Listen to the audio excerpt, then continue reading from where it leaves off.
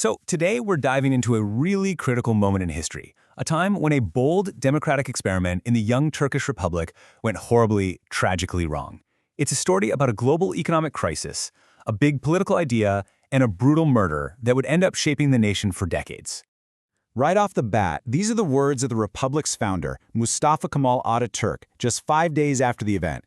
You can just feel the shock and the rage in his words. For him, this wasn't just a crime, it was an attack on the very soul of the new republic he was building. And before we go any further, please don't forget to subscribe to my channel, turn on the notification bell, share and like my videos. The information in this explainer has been compiled from open sources. Thank you. So that really gets us to the core question here. How did a carefully planned political test, a controlled experiment, spiral so far out of control that it ended with a public beheading that horrified the entire nation? Well, to figure that out, we actually have to start our story not in Turkey, but thousands of miles away. Yeah, the whole thing really kicks off with a financial disaster on the other side of the world, one that sent shockwaves that slammed right into the foundations of the new Turkish economy. It all began in 1929. The Wall Street crash wasn't just an American problem, you know? It set off the Great Depression, and the ripple effects were absolutely devastating for a country like Turkey, whose entire economy was built on selling its farm goods to the world. When global demand just vanished, the prices for everything Turkey was selling completely collapsed. And this slide right here shows you what that meant for real people. For the average farmer in Anatolia, this wasn't some headline in a newspaper, it was a catastrophe. All the hopes for a better life that had been building up in the 1920s were just wiped out. People were falling into debt fast, and a really deep sense of anger began to simmer all across the country. So seeing this growing unrest, Ataturk makes a pretty radical decision. He felt that this single-party government needed a kind of pressure valve, a way to let people vent their frustrations without things boiling over.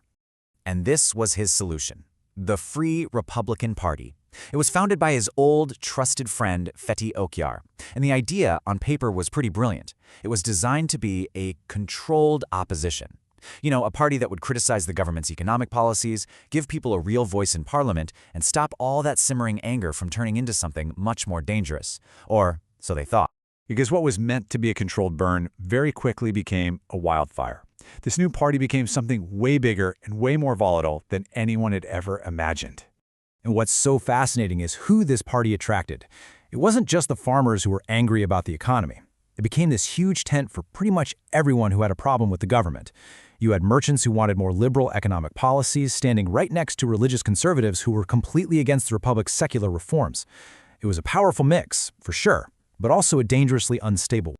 The breaking point came in Izmir. A party rally there swelled into this massive anti-government protest that completely stunned the authorities. Fethi Okyar, the founder, realized his controlled opposition was now a genuine threat to the entire regime. So to avoid a direct clash with Ataturk, he made the incredibly tough call to shut down his own party, just 3 months after it started. But here's the thing, you can close a party, but you can't just put that kind of anger back in the box. And just 1 month later, that simmering anger, now with nowhere to go, exploded in a small town near Izmir, in an act of shocking brutality that would become one of the darkest moments for the young republic. The place was Menemen. The date, December 23, 1930, a day that would be burned into the nation's memory forever. A small, fanatical group, led by a man named Dervish Muhammad, marched into the town square, calling for a return to religious law. A young second lieutenant, Mustafa Fehmi Kubilay, who was actually a school teacher just doing his military service, was sent to deal with it. He went to confront the mob with a small unit of soldiers, but here's the tragic part. His soldiers were only carrying rifles with training blanks. Kubilay was shot and wounded. He tried to take refuge near a mosque, but the mob's leader followed him. And in an act of unimaginable horror, he murdered and beheaded the young officer. 2 local watchmen, Hassan and Shevki, were also killed trying to intervene before army reinforcements finally arrived and crushed the revolt. This inscription is now on the monument that stands in Menemen. It's a powerful tribute that casts Kubilay, Hassan, and Shevki as martyrs who died defending the secular republic. Their sacrifice became this potent symbol of the dangers the new regime was still facing. The government's reaction was immediate and absolutely severe.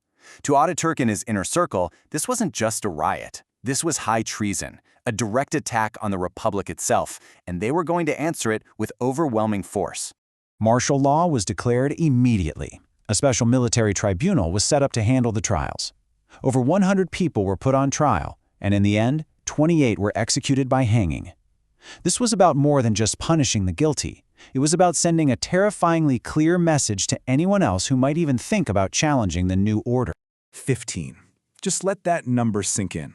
That's how many years would pass before Turkey would even dare to try multi-party democracy again. The Menemen incident had a profound, chilling effect. The trauma of Kubilay's murder convinced the leadership that the country just wasn't ready. Which leaves us with this final, really difficult question. Was this tragedy just bound to happen? An inevitable clash between a brand new secular state and an old religious order, all fueled by economic desperation? Or was this a case of a good idea, a noble democratic experiment that was just introduced too soon, before the foundations of the republic were strong enough to handle it? That's still one of the great debates in modern Turkish history.